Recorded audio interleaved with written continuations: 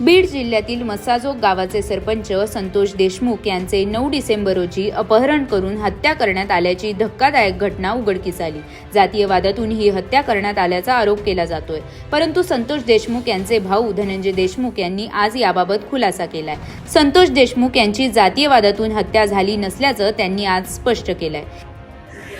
मुख्यमंत्री साहेबांनी जे स्टेटमेंट दिलेलं आहे आणि स्पेशल SIT नेमलेली आहे, त्याच्यावर विश्वास ठेवायला पाहिजे की ते लवकरात लवकर आरोपींना शोध घेऊन जेरबंद करतील। नाही, जे म्हणतात ना ते लोक ते जातीवादी असतील, कारण काही तर जातीवादाचा काही विषय नाही। ज्या मुलाचे भांडण झालं ते तो दलित आहे।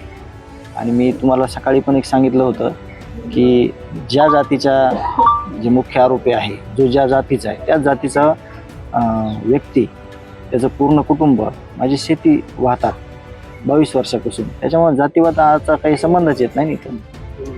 पण जे ते लोक आहेत त्यांना जर वाटत असेल की हा जातीवाद आहे तर ते जातीवादी असतील, म्हणजे त्या जातीची ते पाठराखण करत असतील। आज अधिवेशनाचा पहिला दिवस आहे आणि कामगार गेलेले तुमची काय आवाज उठवायला चालू आहे। सर्व जे आमदार आहेत, जे विविध पक्षातील आमदार किंवा लोकप्रतिनिधी आहेत, त्यांनी आवाज उठवला आहे। बघतोय मी ते अजून चालू आहे आणि सगळ्यांनी मिळून राज्यात केंद्रात आवाज उठवायचं काम चालू आहे आणि 100% न्यायाच्या दिशेनं हे त्यांचे जे वक्तव्य आहेत किंवा त्यांचे उचलणारे पावलं आहेत ते तसे आहेत।